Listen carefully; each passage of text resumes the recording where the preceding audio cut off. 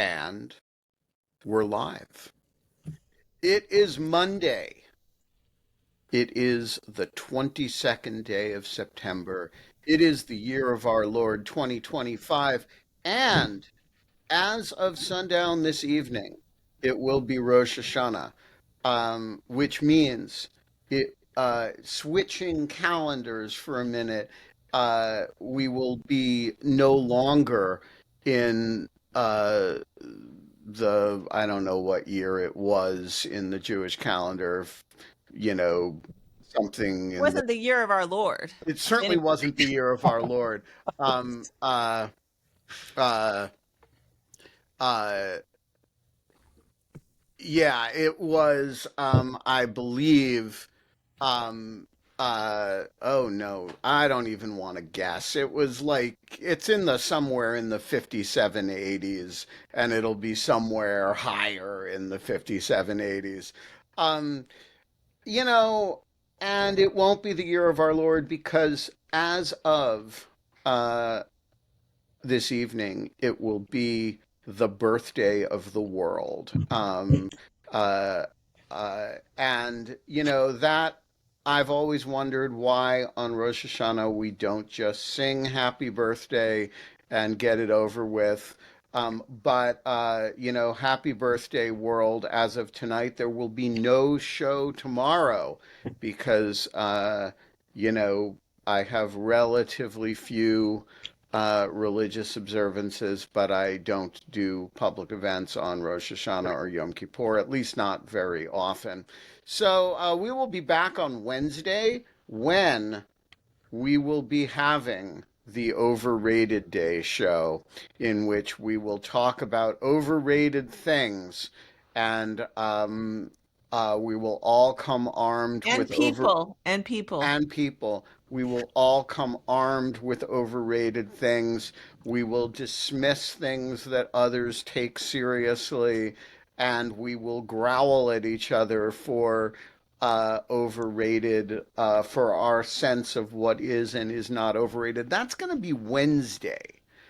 Tomorrow there's no show. I know some of you were going to show up anyway and be like, "Where's the show?" There's no show tomorrow. Today on the show, we have somebody who is not overrated.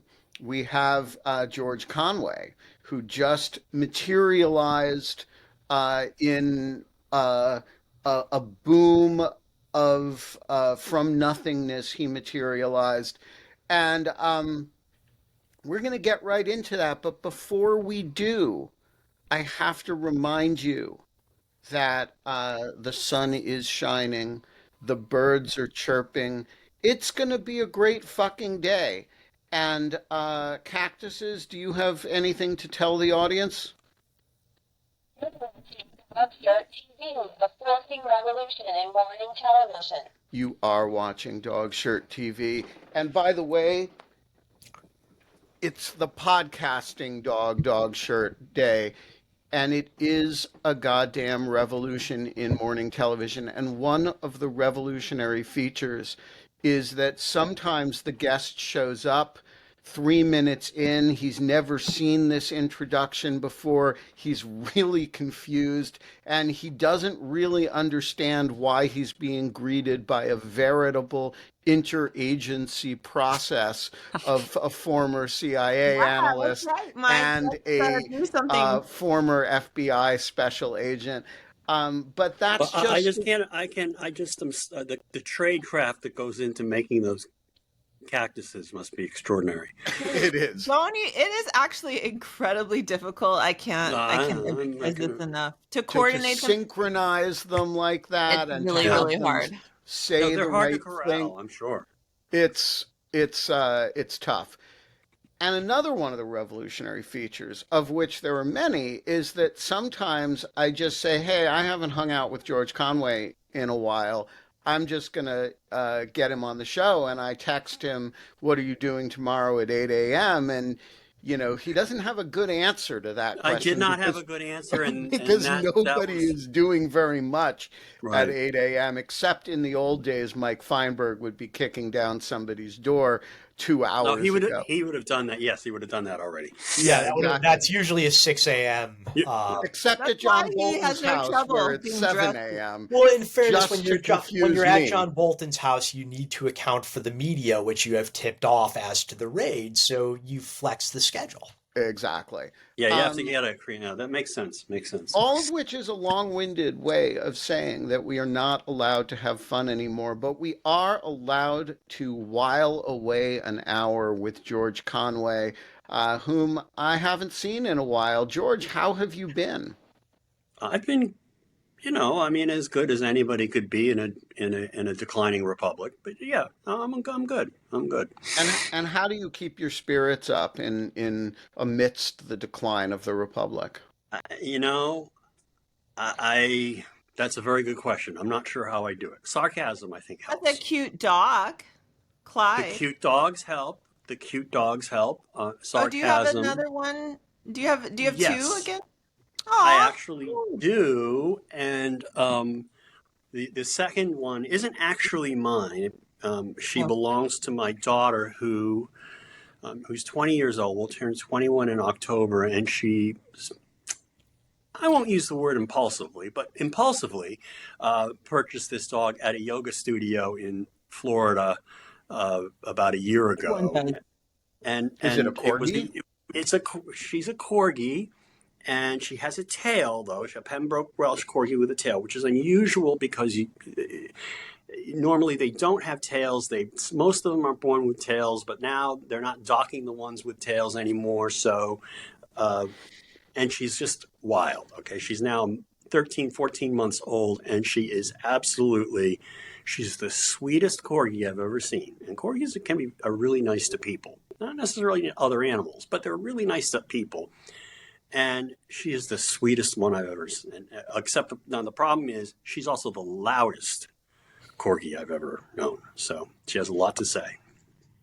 We have a Chihuahua in the townhouse across the alley from ours that the owners keep out on the balcony, both when they are and are not home, which is just very annoying. So basically every time our newborn cries now, we take him out to our balcony and point him in the direction of that household. War. This is war.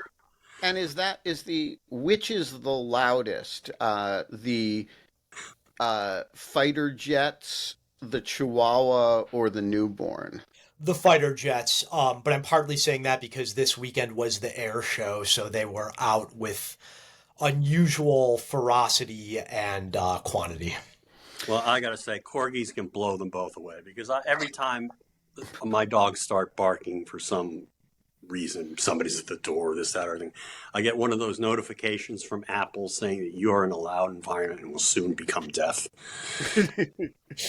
Excellent. Yes. Well, my dog is, as we all know, is a general demon of. Yeah, your dog is just a terrorist. I mean, Yeah, it is. He's a There's no denying. designated foreign terrorist, except he's Yes. domestic. Yes. Which we have many Give of those. it time. Those designations may. Those says they are all blending flexible. together. Yeah. They're Yeah. blending He's together with a lot of Trend other things. Agua. Yeah. So, He's Trend, what did you say? Trend Dogwa? friend. Oh, ouch. Sorry, I'll close it. All right, George. That was So my first dad joke of the day. yeah, well, it's allowed because you got the morning coffee, and anything is allowed on the show.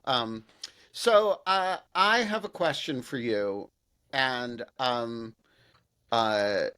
very serious question actually, which is, where is your alarmometer these days? Not in absolute terms, but with reference to where you expected it to be January 20th. In other words, things are bad. You expected things to be bad. How bad are they compared to your expectations? About equal. I didn't foresee some things. I mean, the sequencing is probably different than I would have imagined if you had asked me on January 20th to lay out a scenario, but he's doing everything I would have expected him to do. Disobeying court orders.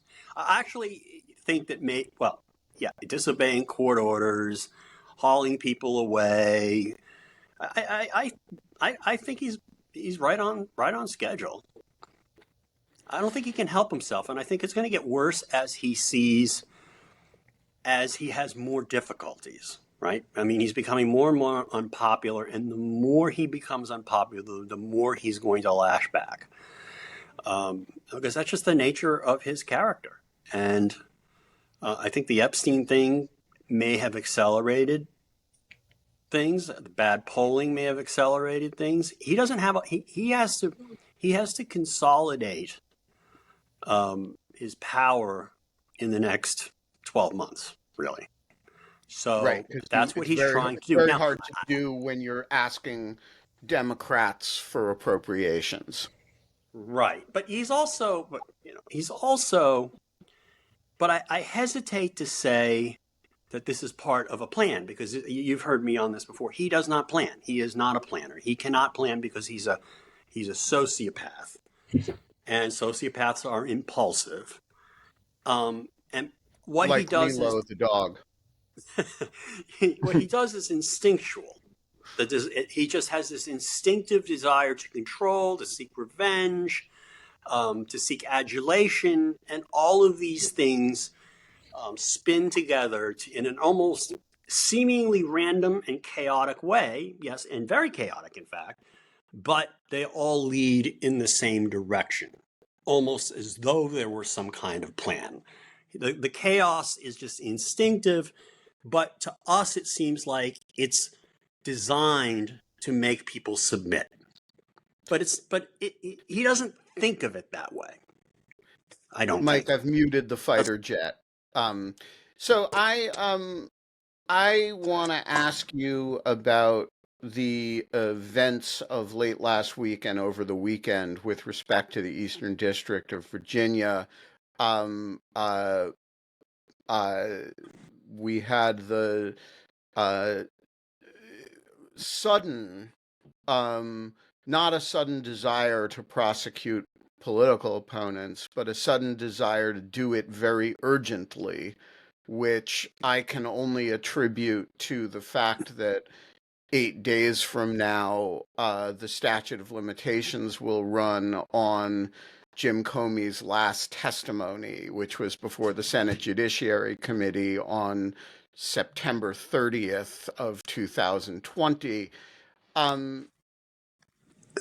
I am curious for your psychological analysis of how he will react, as removing Mr. Siebert doesn't necessarily produce an imminent indictment, and that clock keeps ticking away.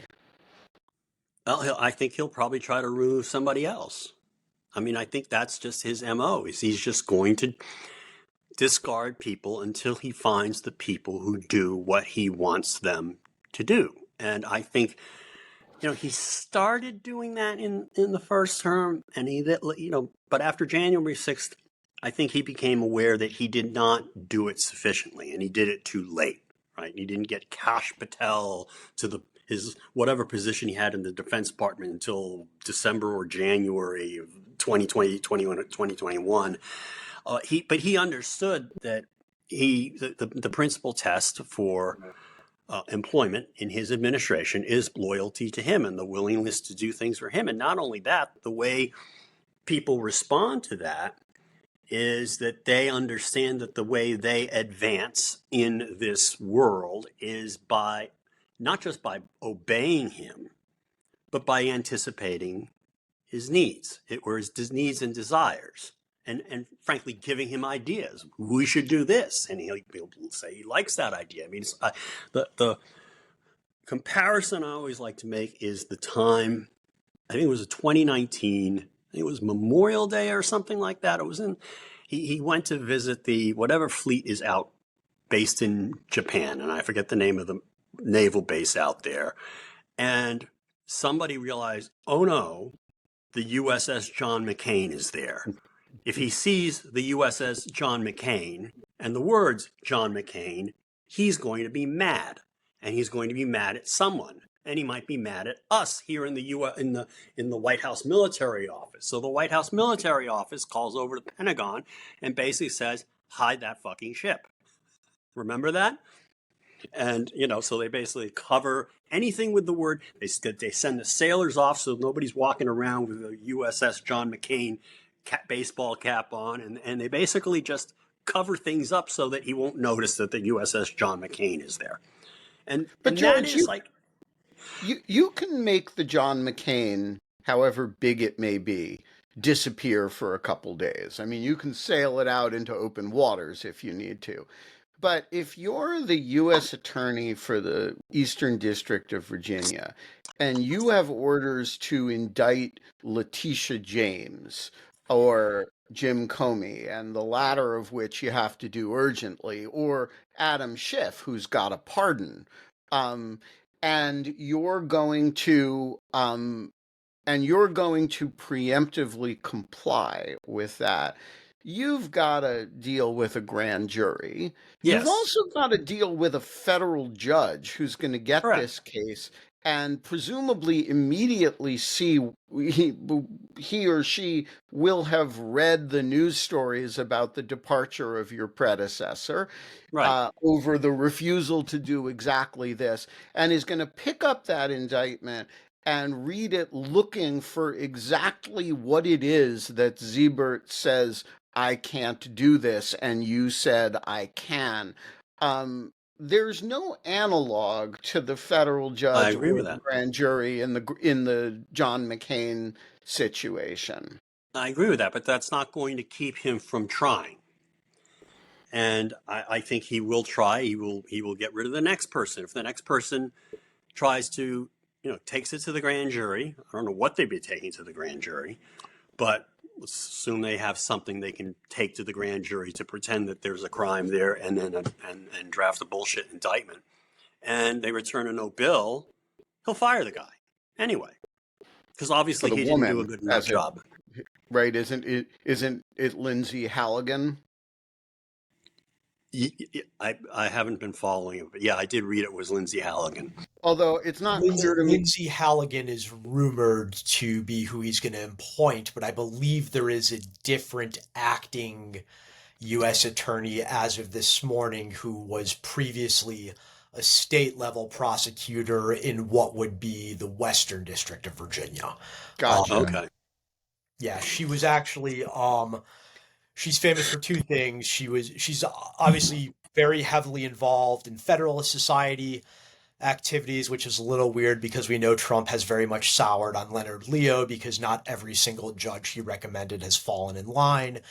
But she was also, and I haven't done a deep dive on this, somebody accused or implied that she was involved in some sort of illicit activity on January 6th. And she wrote a very long, vitriolic essay about it in The Spectator that was published a while ago. That's wonderful. She's highly qualified. So you would anticipate if we have 8 days before the statute of limitation runs, you anticipate that there actually will be an indictment of Jim Comey between now and then, because we will go through as many acting U.S. attorneys as it requires in order to get one? No, I don't think that An at all. But I think indictment or a raid? I don't know Maybe that they'll he's just going to get raid an him. indictment, but I think he's going to get some kind of. I mean, he's going to do something, all right, out of frustration.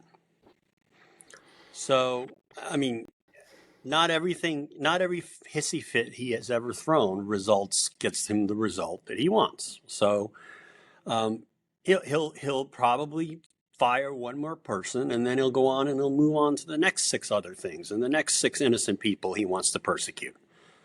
He's like a fire hose, right? A hose, garden hose. It's on full blast, and it just sort of swirls around all over the place.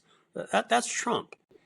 And there may be a moment where all of a sudden he's focused on you and you're getting blasted with water, and then something else happens, and he doesn't have a constant, consistent focus and train of thought other than whatever makes him feel good, feel vindicated, feel powerful, feel adulation, whatever pleases his narcissistic desires at the moment is what he does. And one day it may be Jim Comey trying to get Jim Comey. Next day it might be Trump trying to get somebody else. The next day it might be, getting a new plane from somebody. I mean, who knows?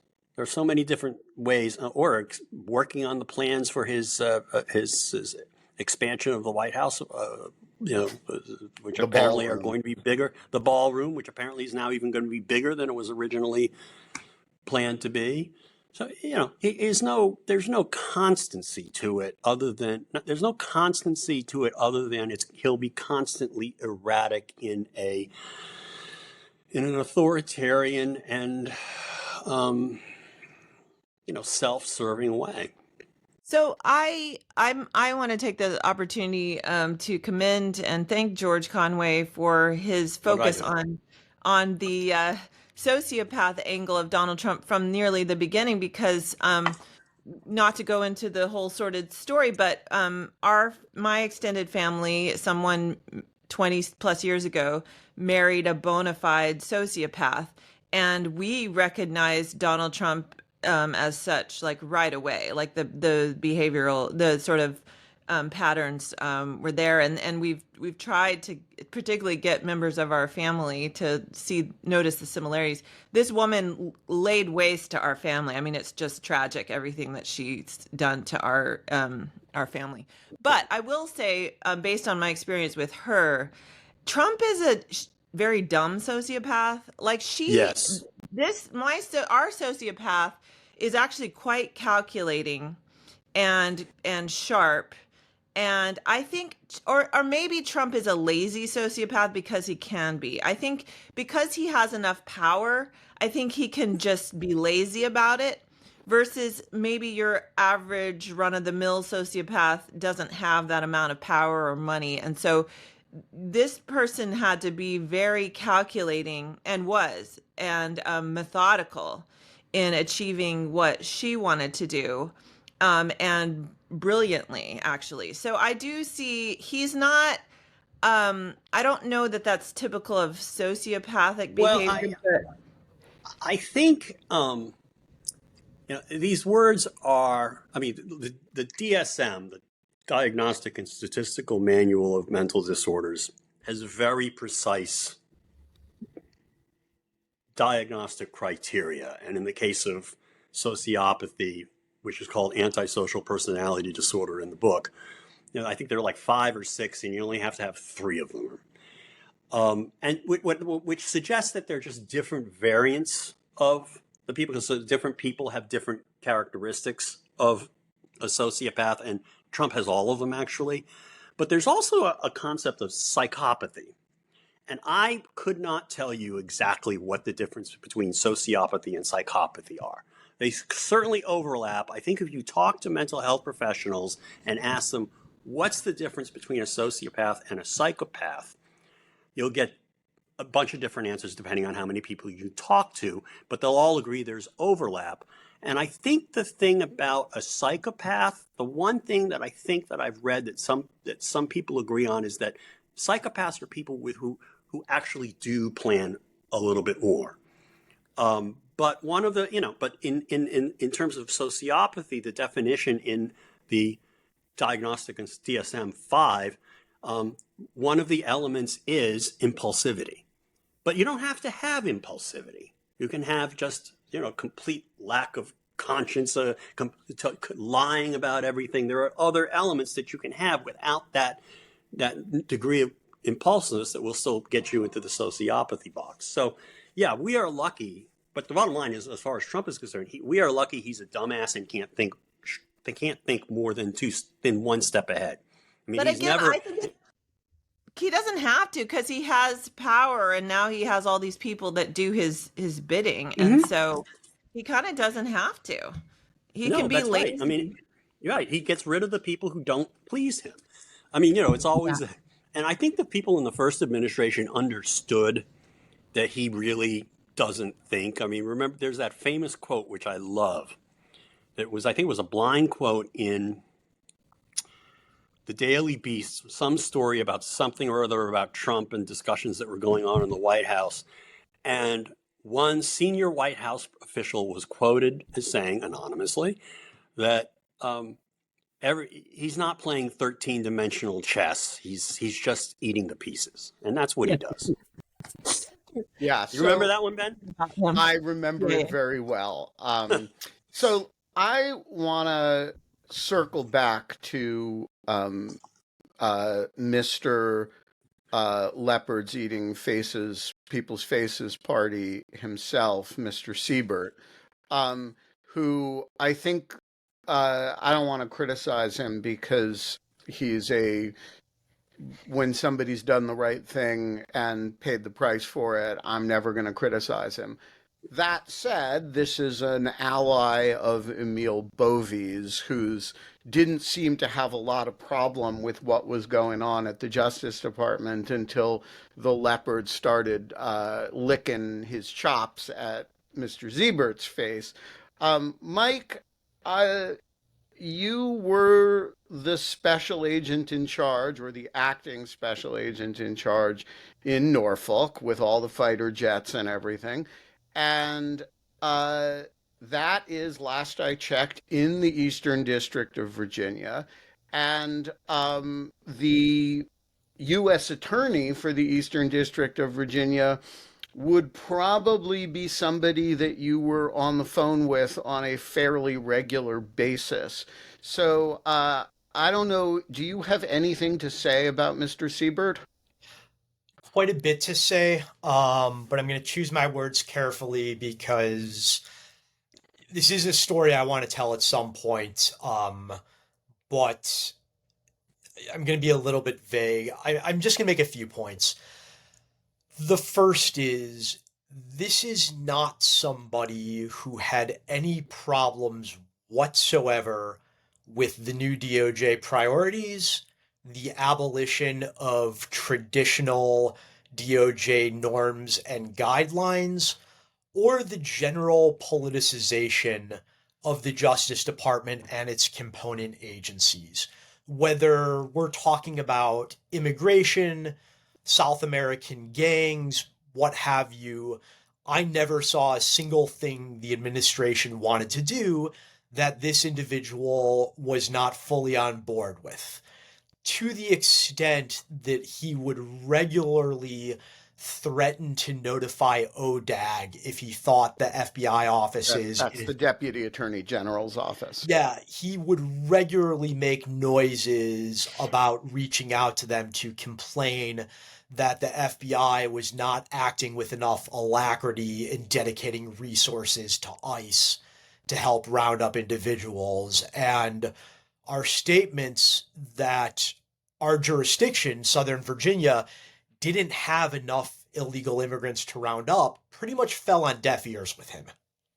The other point I'll make is this is not somebody who, based on what I've read in the reporting, has a principled opposition to investigating and possibly prosecuting political enemies. It's important to note these investigations were open. Right, they I don't know. happened. He Yes, I just don't know. concluded at the end of them that there was no charge to bring. Well, it's not even clear that that's what happened. We know from New York Times reporting they've been doing interviews, they've been issuing subpoenas. I was in the FBI for the better part of 2 decades. I worked in the divisions that were the most involved in what Trump is angry about. I know those stories both from the inside and outside, and I can tell you there's really no predication or alleged violation of law there. Yet he was still willing to open an investigation and devote resources. I've heard through the rumor mill that he's actually had his crim chief leading the charge on this, so it's not just a line AUSA. And he was willing to do that. I don't I don't know if any of you ever, George, I don't know if you ever served in a law enforcement or prosecutorial capability, but like just doing that, just opening the investigation can really be used to ruin somebody's life, Right. even in the absence of a formal charging document.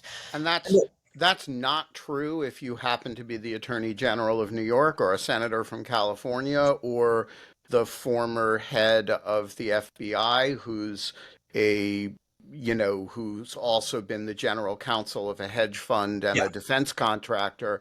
But if you're not a person with the wealth and profile to defend yourself robustly, a mere investigation can be life ruining. Yeah.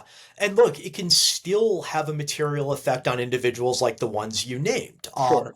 Adam Schiff is a senator. If they use this as a justification to stop briefing him in on things that he has legitimate oversight functions for, his ability to do his job is materially affected and his constituents are at a disadvantage compared to others. So the last point I'll make is the reporting on this in terms of how Siebert got in the crosshairs has been very vague. It is not entirely clear to me that he refused to bring charges. There is a reading of the news stories I have seen that he may have simply said it's not likely that they will win or be able to get a true bill, and just being honest about the news is something that got him on the X. So there's a lot we still need to know. Ben, you and I have talked about this one-on-one. If he did do the right thing, then despite my personal interactions with him and my beliefs about his overall integrity, I'm willing to embrace him as an ally going forward. But I would not rush to canonize him as the new saint of resistance until we know a bit more about the specific circumstances that got him sideways with the administration. Yeah, I mean, eventually Trump will find the thing you won't do, and that's when the leopard eats your face. And that's the real lesson here, is actually one about compromise. If you think that by making compromises today will save you tomorrow with these people, you're living in a fantasy land, and I hope other public servants, when asked to do something at the margins or that might be unethical, will realize that's not going to bring them any long-term security. So even from just pure self-interest, there's an argument for just doing the right thing from the get-go. Absolutely, 100%. Says the guy who called Rachel Brand and said, I don't think she was he was good. George was gonna be nominated to be the head of the civil division. And he watched what happened to, I believe, Jim Comey and said, I can't do this. I'm not going to return my paperwork.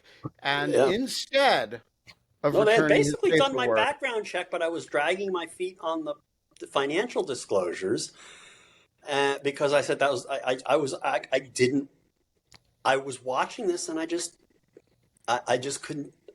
I started seeing, I don't know how I'm going to do this, and that was an amazing conversation. I have to say,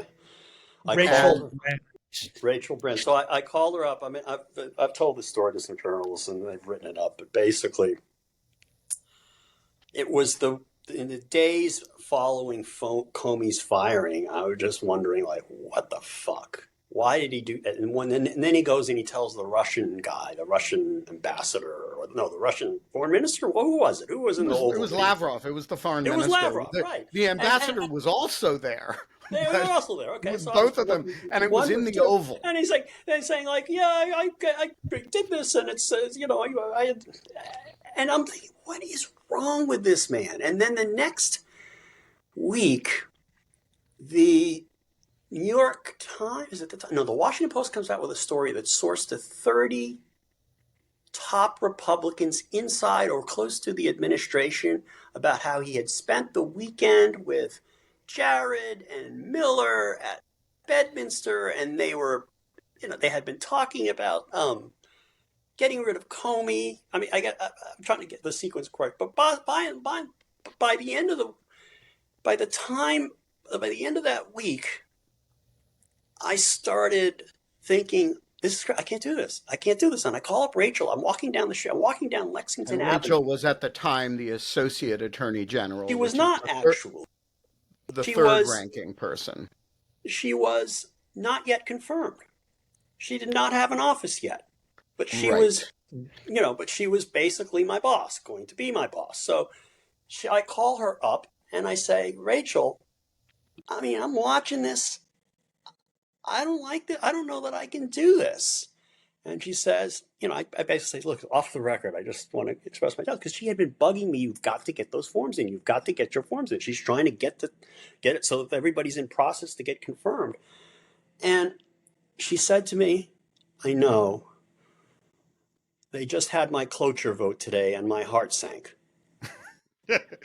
Well, I will say I will Rachel, never forget those words. And I'm like, okay, it's not me. And then that very same day, I decide, look, I'm completely distracted. I can't function at work. I'm trying to I've been delaying doing these forms. And so I basically get in my car at like 5 o'clock, which you never do at Wachtel, Lipton, Rosen, and Katz, leave early.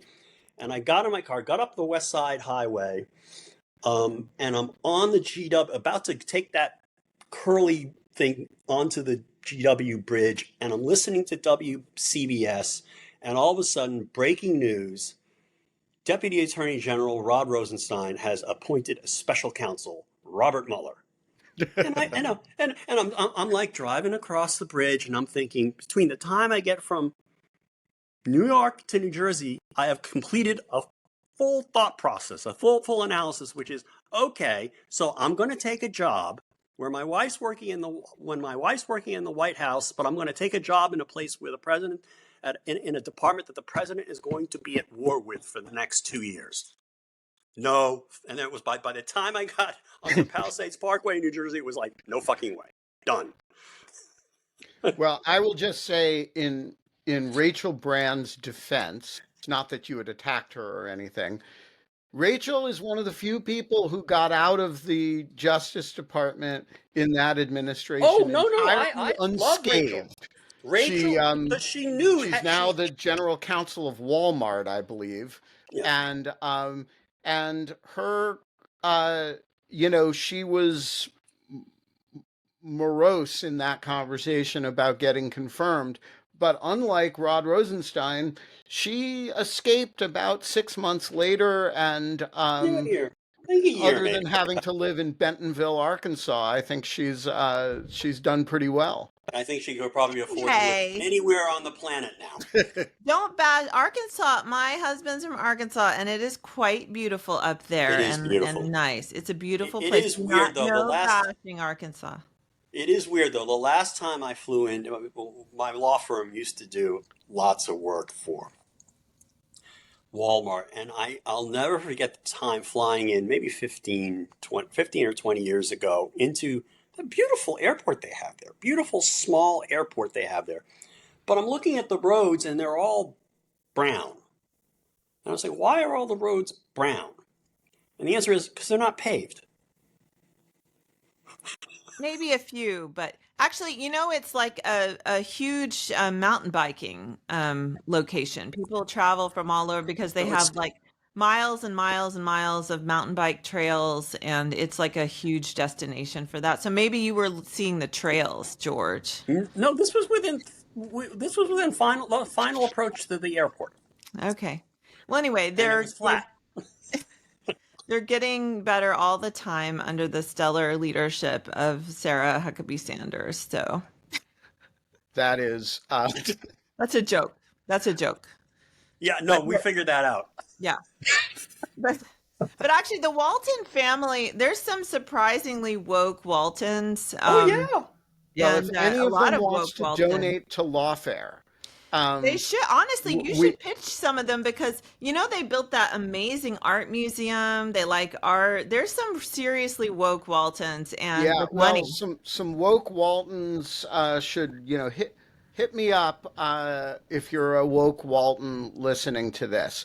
Yeah. So, um, George, when you think back on I try not to. that experience, and you think that somebody like Eric Siebert, who's reached his limit, good for him, could nonetheless, having watched all of that and so much more that followed it, file his papers and become a U.S. attorney or an acting U.S. attorney.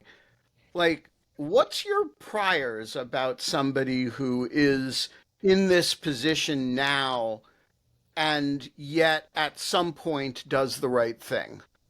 How should we think about that person? I never, I agree with you, right? There are people out there who will say when somebody who has been bad does the right thing, they will say he's still bad. And they may well be still bad, but I do believe in praising people for doing the right thing, as you say. But I think that the problem we have now is nobody left in the administration who is a political appointee, nobody left in Trump world is likely to be doing the right thing for the right reason, right? In the first term, what struck me was people would do the right thing for the right reason, and the way they would do it is by taking papers off the president's desk or by just not following through and so on and forth. I never understood why more of them didn't resign. Like Rod Rosenstein, I could never figure him out because deep down he knew what the right thing was. And yet there was that occasion when he was terrified that the president was going to fire him, and he came sobbing in tears to the White House to beg for his job. Remember that? I don't remember what the precipitating moment for that was, but my view of Rosenstein was... The precipitating event was a series of stories that he was about to get fired. Right. And it was what because I always of thought about Rosenstein... By tweet, the famous quote is, "I just don't want to be fired over Twitter." I remember I viewed Rosenstein because he appointed Mueller. I thought he was kind of like the good guy there for a while. And, I remember the Rosensteins have this, had a weekend or summer home in the town next to where my ex-wife, has a house. We were in Ventnor and they were in like Margate, New Jersey. And I remember the Rosensteins came over one day with, they came with the security detail. And I was so happy to see them. And I remember telling Mrs. Rosenstein, like, I was really, your husband's doing a great job. And, thank goodness for him. There's somebody who's standing up for right. And I always just thought the way I looked at it was, I never understood why he never resigned in protest and then went out and gave speeches about the cause of justice and doing the right thing by the Justice Department, doing the right thing by the Constitution and the rule of law.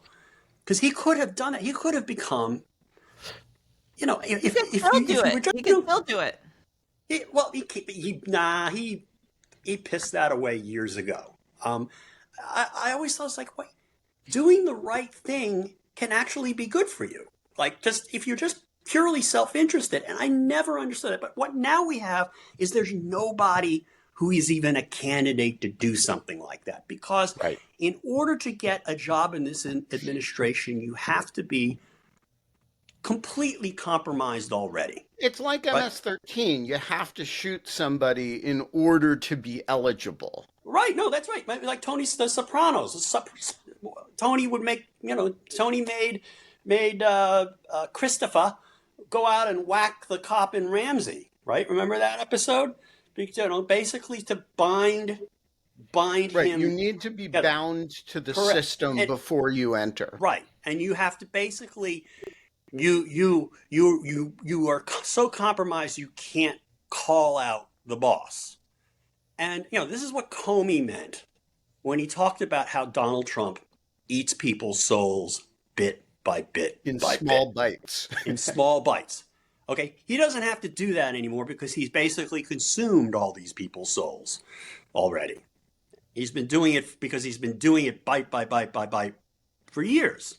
And I kind of know this personally. I'm not going to get into who I'm talking about, but it's like you get to the point of no return where you've so committed to denying the reality of Donald Trump's evilness that if you ever admit, even in the slightest fashion, that he has done something wrong, it all collapses.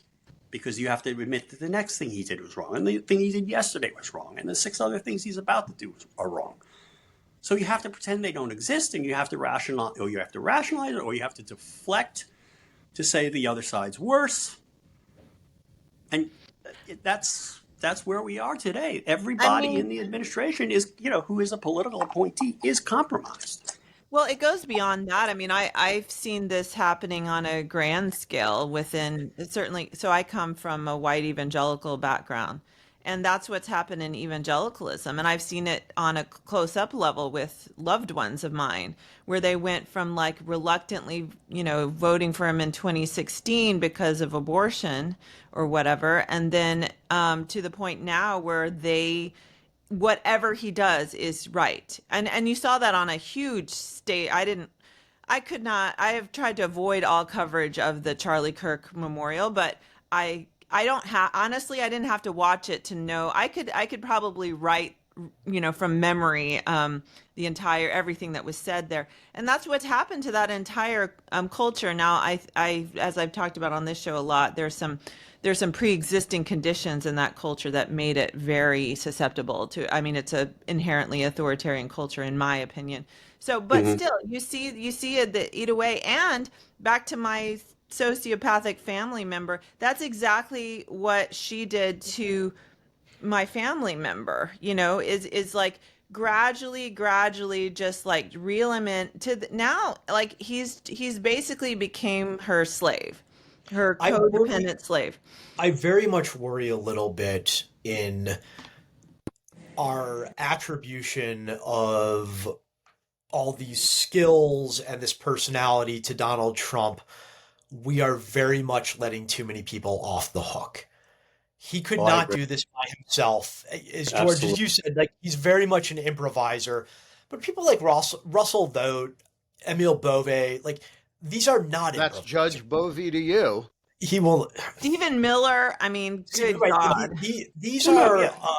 I don't want to get like too Manichaean in this description, but like these are bad people who are taking advantage of an environment that allows them to do their evil untrammeled. And I don't know that that's actually on Trump. I think that's largely on them. I think it's on almost everybody in a sense, because what his power is the ability to kind of sort people out and bring out the worst in them, and those people gravitate to him. And some people are repelled, but not enough. I mean, it's sort of like I think of him as there's a supermassive black hole at the center of every galaxy, and what happens is other black holes come and are attracted to the supermassive black hole in the middle of the galaxy. That's the reason why galaxies kind of spiral, because there's this huge gravitational force that holds the galaxy together in the supermassive black hole. And it sucks in more black holes. And that's exactly what we have here. And those people were there. They just, in a normal environment, Stephen Miller would not hold a position of power in a normal environment without a sociopathic leader, and without people who are willing to who are unwilling voters, who are unwilling to look at things in moral terms anymore, and are misinformed. I mean, it's a whole ecosystem of evil that even if Donald Trump choked on a cheeseburger and fell out of his golf cart tomorrow into a water hazard, these people are still out there. No, That's the I mean, scary thing. Yeah, this I is don't. not going to be fixed by just one individual No, no, Absolutely. leaving it's become office. a Like, movement. we're going to need a de-Bathification process of some sort, or some sort of truth and reconciliation, and that's never going to happen. Well, Um, the truth is the problem. Like that's the key issue. Is you would have to recognize the reality, and people are not going to be. They're not They don't willing want to to recognize. recognize. You see, in order to accept that Donald Trump is evil, for people who have supported him, is they have to acknowledge their own flaws, and people don't want to do that. And Yeah. the worse it gets, the longer this happens, the harder it is for these people to say, "I really made a wrong turn." So Let me ask you. Can I ask George one more follow-up yeah, question? but then I want to talk to you, Holly, about your neighbor, Stephen Miller. Oh, okay. But What? well, we only have 10 minutes, so maybe we should just do All right. that. So. All right, so Stephen Miller is a neighbor of Holly Berkley Fletcher. Not a direct neighbor. He's in my neighborhood. He actually lives closer to Mona, who is also in my neighborhood. Yeah, So, so usually we call somebody Mona who's in Charen? your neighborhood a yeah. neighbor. But somebody engaged in a certain amount of what I have called chalk crime in front of Stephen Miller's house and wrote a message that the Constitution does not agree with Stephen Miller. Factual. What do we know about the chalk criminal in question? I don't think they have discovered it, but I do know through my personal sources the awareness of Stephen Miller's presence in the neighborhood is fairly recent, and the people know exactly which house is his.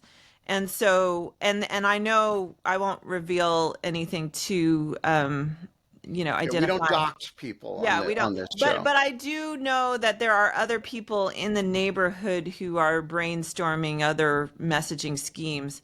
But this one I thought was particularly great because the statement was, first of all, it was factual. And it was not like if Stephen Miller's children saw it on the sidewalk, it wouldn't traumatize them for life. I Right, mean, their right. father says worse things on a daily basis that, having a fascist as a father might traumatize them for life. But seeing this on their sidewalk is not, it's not like disruptive of their, because you have to remember that he does have children. Okay. So whatever you do, you have to remember that.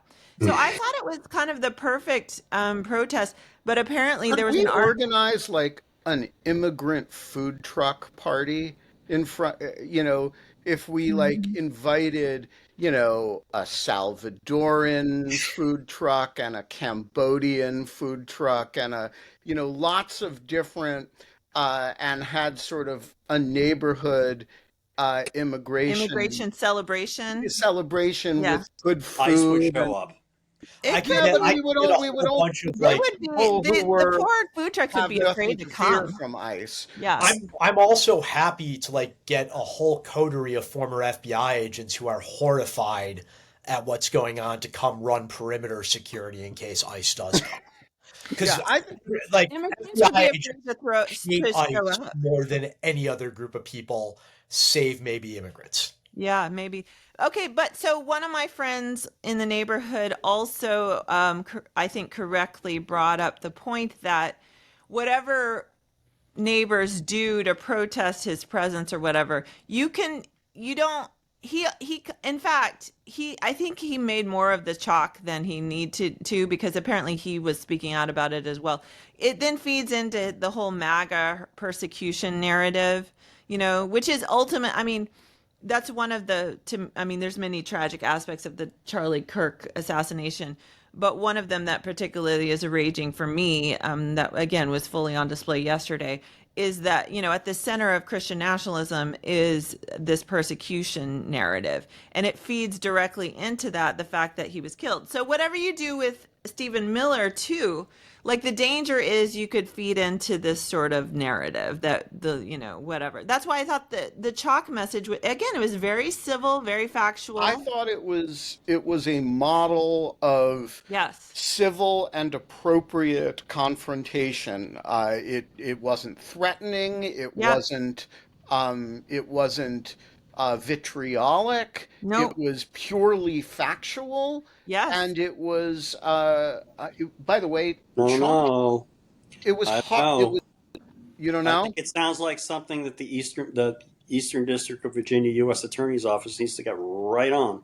Well, if it were in the district, the Secret Service would have shown up, as they did with me, and told me that it's chalk crime. I don't know what the criminal code in your neighborhood says about chalk on the sidewalks, but it is a misdemeanor in the District of Columbia. It depends where the message is, I think. Like I think you can draw on if they sort of went into his sort of driveway Yeah, well, that's area. trespassing. Yeah, I And think as long as we're on curtilage, we're fine. yeah, not in the district, you're not. Yeah. Yeah. In the Apparently. district, it is Curtilage. defacing public that word. property. Could we Uh, talk about the best part of Christian nationalism just for 1 second, though? It's There's a Sure. best part. this There's is so many what good really ones. this All is of what it's the best. That's this is the whole what point. really makes me smile about it. Oh, The okay. two most public, vitriolic, vehement adherents of this sort of white nationalistic ethno-state in the United States who are currently serving in government. One of them, his immediate progenitors, who were Jewish and fled Europe during the Holocaust, would not have been allowed into this ideal state. Yeah. And the other's immediate family similarly would not be because they hail from Southeast Asia. Like, I just love the cognitive dissonance that these people are willing to put themselves through on a minute by minute basis with every utterance. It's really fun to watch the mental gymnastics. Well, one thing I know about white evangelicalism, I mean, I don't know, Stephen Miller, I assume you're talking about him. I don't know his mental calculations, but in terms of why white evangelicals are okay with Stephen Miller, in their tribe or whatever, is because, you always make exceptions when it suits the Even cause. Eichmann had a house Jew. Lenin had a good word for that. It was the useful idiot. Yeah, well, I don't know. I think it's more calculated than that. Yeah. Oh, I see. Like yes, They are indeed. useful idiots. It's They see them as useful idiots. Yeah, exactly. for sure. All right, we got to wrap up, folks. I have a few things to say before we do. The first, there is no show tomorrow. I know that people are gonna show up and think there's gonna be a show. It's Rosh Hashanah. There's no show. We'll be back on Wednesday for the overrated show. Bring your things and people that are overrated. I'm gonna piss off the boomers big time. We're going to talk about them all. Bring your overrated stuff. That's 8 a.m. Wednesday morning. Second day of Rosh Hashanah, there's a show. First day of Rosh Hashanah, no show. Second thing, George Conway, thank you for joining us. Thank you for having me. I enjoyed this. This is a great thing to do over coffee. One of the great things about Dogshirt TV is that once you've been a guest, you have that link. And that link, as you saw, pops you up on the show. And you are invited at any time on any day with or So without if I announcement. hear something highly objectionable that you say, it will be you, I'm sure. One day while I'm watching, I can click on the link and rebut you. Is that what you're saying? Yes, you're allowed to show up anytime.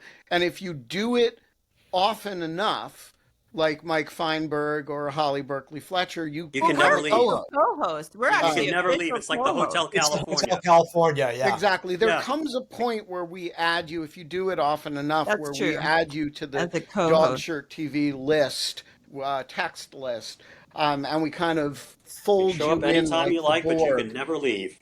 Exactly. I get it. So show up anytime, come back anytime. Folks, we made it to 39 live No, viewers Melissa today. says we got to 40 briefly. Did we get to 40 Yeah, briefly? she did a screenshot.